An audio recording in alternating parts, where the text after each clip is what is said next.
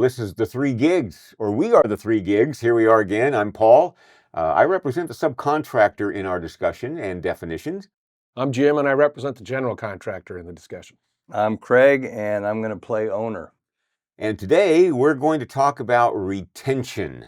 That is the amount of money that can be held by the owner or a general contractor until who knows when and why. So let's give a definition on the The screen. definition of it is it's an agreed percentage amount that is withheld from a contractor at each payment request for the purpose of mitigating risk and ensuring completion of the work as per the contract.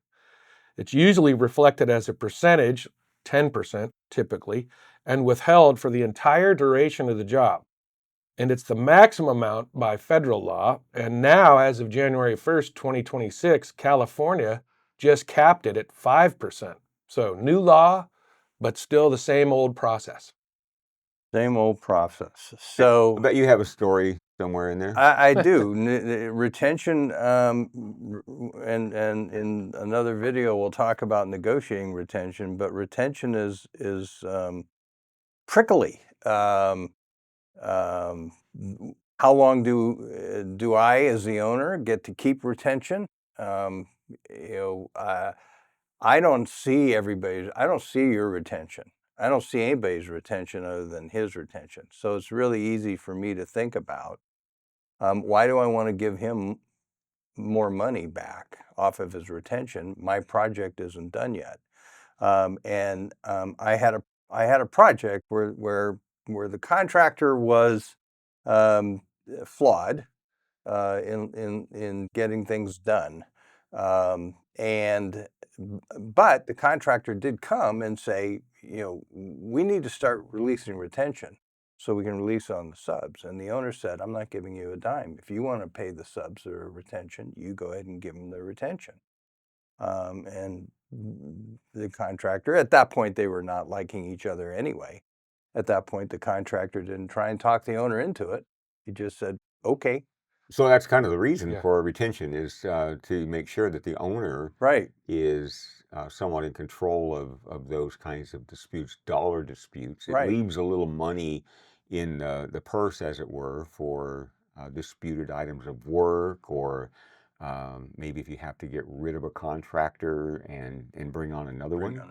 Be a little money to help with that, because it's going to cost a lot more money to bring in another contractor, right? So there's a really good reason from your perspective why you would have retention and why it's allowed by law. It's a very powerful tool to motivate whomever to get the job done to what the standard of industry practices is. So, but to my client's surprise,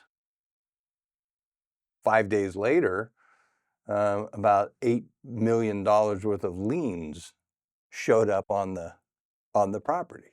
So probably the general told the subs, the owner's not going to pay retention, so you better start protecting yourself. Right. Yeah. And my owner, flipped out and said, you got to make him get those liens cleared. And I had to say, well, the contract says this is how retention is handled.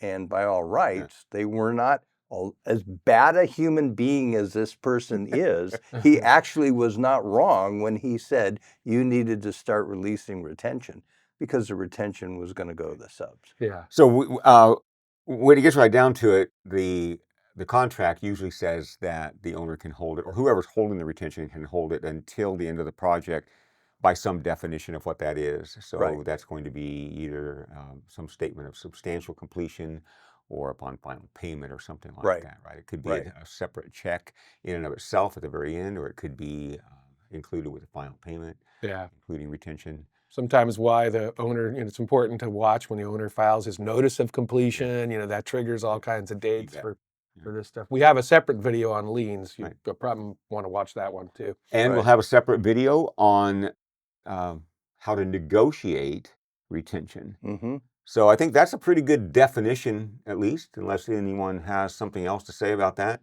I think the one part that I think people are not clear about is, what is the money really used for?